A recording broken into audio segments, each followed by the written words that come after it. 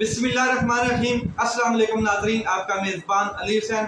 सबसे पहले छोटी छोटी दो तीन खबरें हैं जो मैं आपके साथ शेयर कर लूँ। एक तो सियासत से रिटायरमेंट का ऐलान किया है शफकत महमूद साहब ने। शफकत महमूद पाकिस्तान तहरीक इंसाफ के साबिक़ वफाकी वज़ीर तालीम भी रहे हैं और पाकिस्तान तहरीक इंसाफ के सीनियर रहनुमाओं में उनका शुमार होता है। तो उन्होंने एक ट्वीट किया है, क्या कहते हैं कि आज से 34 साल पहले मैंने सरकारी मुलाजमत से इस्तीफ़ा दिया था और सियासत को ज्वाइन किया था, सियासत में कदम रखा था। बहुत सोच विचार के बाद मैंने सियासत से रिटायर्ड होने का फ़ैसला लिया है। क्यों फ़ैसला लिया है? मैं अपनी बाकी उम्र जो है वो सिर्फ तहरीर और तदरीस में गुजारना चाहता हूँ, वक्फ करना चाहता हूँ। ये फ़ैसला मेरा ज़ाती है, ना किसी ने मुझे कुछ प्रेशर किया है और ना मैं किसी के दबाव में आता हूँ और ना ही मेरा इरादा किसी और सियासी पार्टी में जाने का है। तो शफकत महमूद साहब कहते हैं कि ये ऐलान सिर्फ सियासत से अलहदगी का है, इसके अलावा और कोई मतलब के पर्पज़ नहीं है। फिर उन्होंने कहा कि वक्त अब तब्दील हो चुका है और जो यंग जनरेशन है उनको भी सियासत में कदम रखना चाहिए और मैं इस बात से मुकम्मल इत्तफाक करता हूँ कि नौजवान जो हैं उनको सियासत में आना चाहिए। इसलिए मैं सियासत से दस्तबरदार हो रहा हूँ, यानी कि सियासत छोड़ रहा हूँ। आगे चलते हैं। दूसरी खबर ये है कि लाहौर में जो मारूफ ड्रामा निगार हैं खलीलुर्रहमान कमर साहब, उनके साथ एक वाक़या पेश आ गया है और वो वाक़या ये है कि डकैती का वाक़या है, बड़ी वारदात है और रात के नामालूम अफराद ने खलीलुर्रहमान कमर साहब के साथ ये वारदात डाली है। असला के ज़ोर के ऊपर उनके साथ डकैती की गई है और उनके अकाउंट से 2-2.5 लाख रुपए की रकम भी जो ट्रांसफ़र की गई है नकदी। तो ये हुआ क्या है असल में, वो मैं आपको बता देता हूँ कि एक खातून है आमना नामी, उन्होंने बुलाया है खलीलुर्रहमान कमर साहब को अपने घर पे कह लें या अपनी जगह पे कि आप आएँ, मैं कोई ड्रामा बनाना चाहती हूँ। तो ड्रामा तो बना नहीं, पूरी फिल्म बन गई। तो मैं ड्रामा बनाना चाहती हूँ, आप मुझे तजवीज़ दें, आप मेरे साथ बैठ के डिस्कस करें। जब खलीलुर्रहमान कमर साहब उनकी रिहाइशगाह पे जाते हैं, उनकी बताई हुई जगह पे जाते हैं, तो वहाँ पे मुसल्लह अफराद कुछ लोगों ने खलीलुर्रहमान कमर को अगवा किया, पट्टियाँ बांधी आँखों पे और उनको गाड़ी में बिठाया और शहर के चक्कर लगाते रहे, गोल गोल घुमाते रहे। ये खलीलुर्रहमान कमर साहब ने खुद बयान दिया पुलिस को। फिर कहते हैं कि जी मुझे एटीएम में ले जाके मेरे एटीएम कार्ड उनके पास था, फिर मेरा 2 लाख नकदी या 2.5 लाख उन्होंने ट्रांसफ़र की है, फिर मुझे मारा है, तशद्दुद किया है और वगैरह वगैरह, धमकियाँ लगाई हैं कि आप अपने रिश्तेदारों को कॉल करें और उनसे पैसे मंगवाएं। तो खैर मुझे बाद में वो छोड़ गए, मेरे से लूट मार करने के बाद मुझे पट्टी बांध के एक वीरान जगह पर छोड़ गए, मेरी घड़ी ले ली, वॉलेट वगैरह ले लिया, ये सारी चीज़ें। और जो खलीलुर्रहमान कमर साहब हैं उनके इस बयान के मुताबिक, ये जो बयान है इसके मुताबिक एक मुकदमा पुलिस ने दर्ज किया है।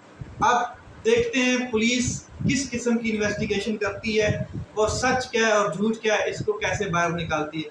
चलते हैं जी बड़े अहम खबर की जानिब, और ख़बर ये है कि जो मखसूस नशिस्तों का मामला है उसके ऊपर ऐवान सदर में एक बैठक होती है। पीपल पार्टी जो है वो सोच विचार करती है। जरदारी साहब आला किस्म की सोच के फहम के मालिक, मिस्टर 10%, अब तो कई 10% है। तो सोच विचार के बाद जी फैसला होता है और फैसला ये होता है कि हम पाकिस्तान तहरीक इंसाफ के ख़िलाफ़ कानूनी चारागोई करेंगे। पीटीआई की नशिस्तें बनती नहीं हैं, उनको दी गई हैं। वही मुस्लिम लीग नून वाला बयानिया, दोनों एक ही हैं। जैसे इमरान खान साहब कहते हैं ना कि ये दोनों एक ही सिक्के के 2 रुख हैं, एक ही सिक्का है 2 रुख हैं।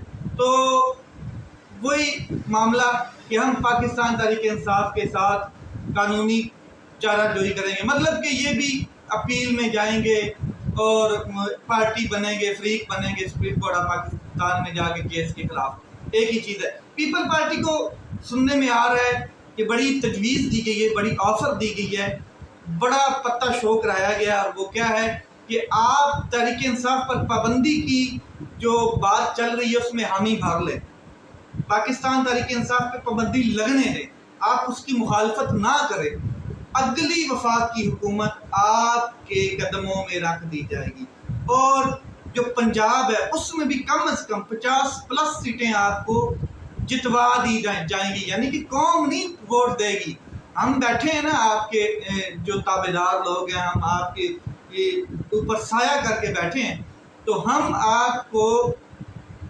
سیٹیں بھی دیں گے پنجاب میں، اور وفاق کی حکومت بھی آپ کے قدموں میں ڈال دیں گے، آپ بے فکر رہیں۔ یہ بڑی آفر کرائی گئی ہے اور یہ پیپل پارٹی کو کرائی گئی ہے۔ اب پیپل پارٹی جو جمہوریت کے راگ لاتی ہوئی نظر آتی ہے، دیکھتے ہیں کہ وہ کیا فیصلہ کرتی ہے۔ مجھے جہاں تک پتہ ہے اور جو خبر سامنے آ رہی ہے وہ یہ ہے کہ پیپل پارٹی نے اتنی بڑی آفر ٹھکرائی نہیں ہے بلکہ اس کی حامی بھر لی ہے۔ مسٹر 10% کیسے حامی نہ بھرے اتنی بڑی آفر؟ انہوں نے جگہ بنانی ہے اپنے بیٹے کی پنجاب میں، وفاق میں، تو اسی لیے شہباز شریف صاحب کے حوالے یہ لولی لنگڑی حکومت کر دی گئی ہے، لیکن بلاول بھٹو کے حوالے نہیں کی گئی۔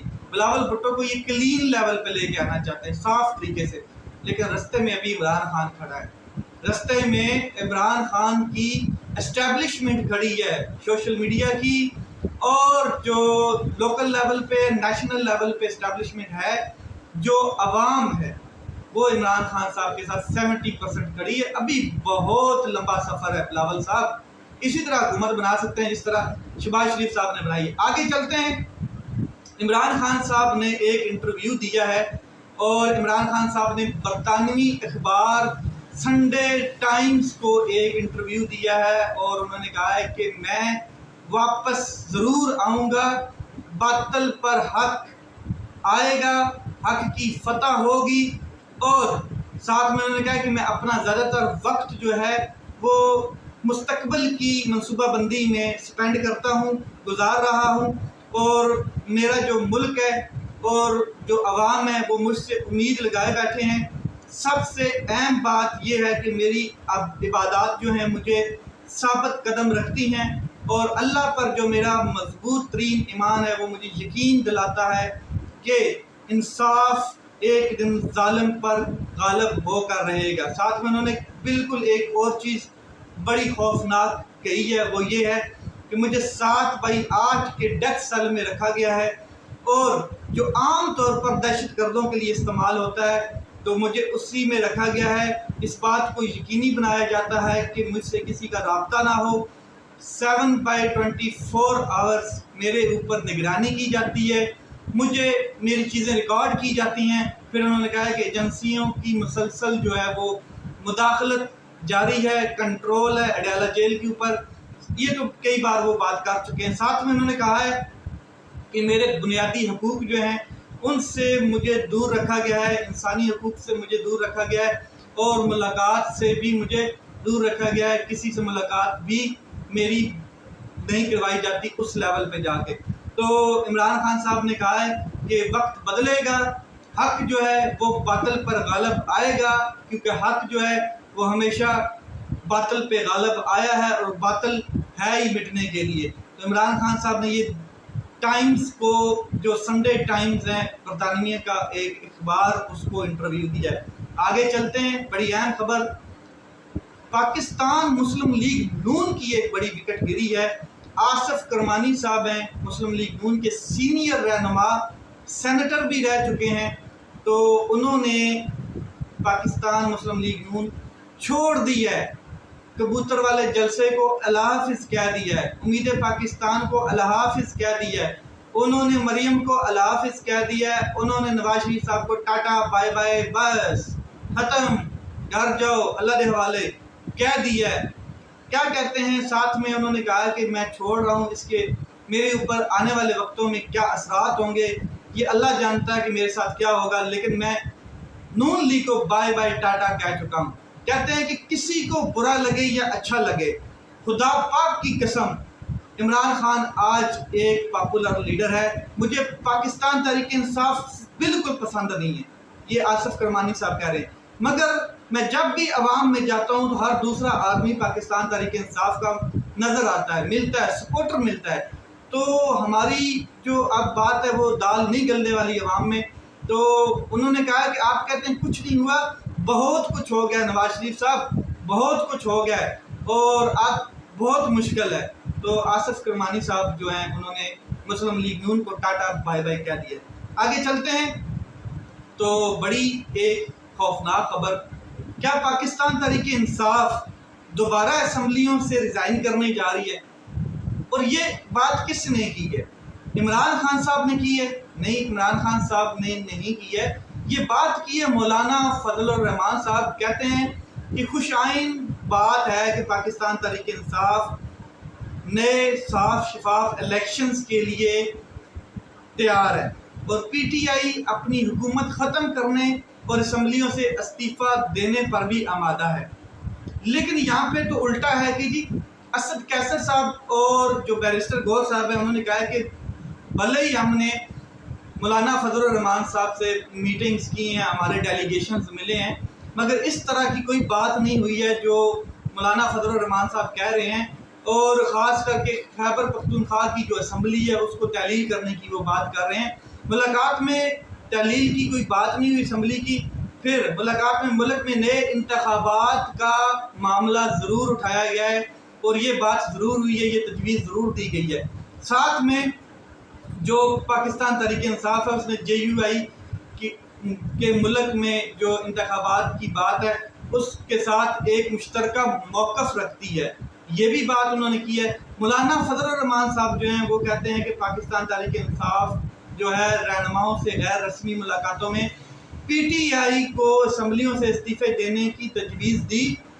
پی ٹی آئی نے کہا کہ ہم سڑکوں پر آئیں گے، سڑکوں پر یہ معاملات حل ہونے والے ہیں۔ مولانا صاحب کہتے ہیں کہ پی ٹی آئی جو ہے وہ سڑکوں پر آئے گی اور اسمبلی بھی چھوڑے گی اور ریزائن بھی کرے گی۔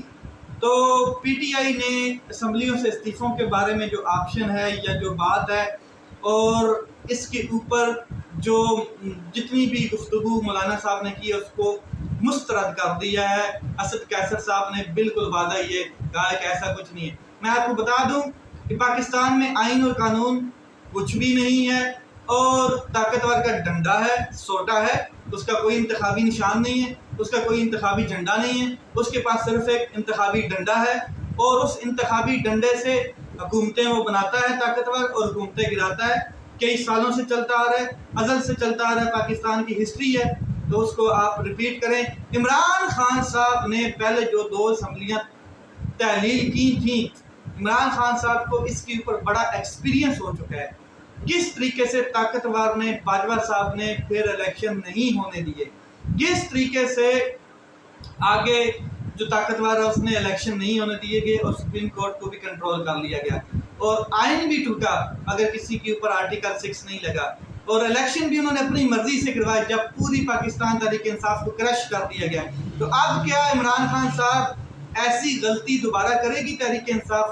نیور۔ اپنا خیال رکھیں، اپنے بھائی کے اس چینل کا خیال رکھیں۔ پاکستان زندہ باد۔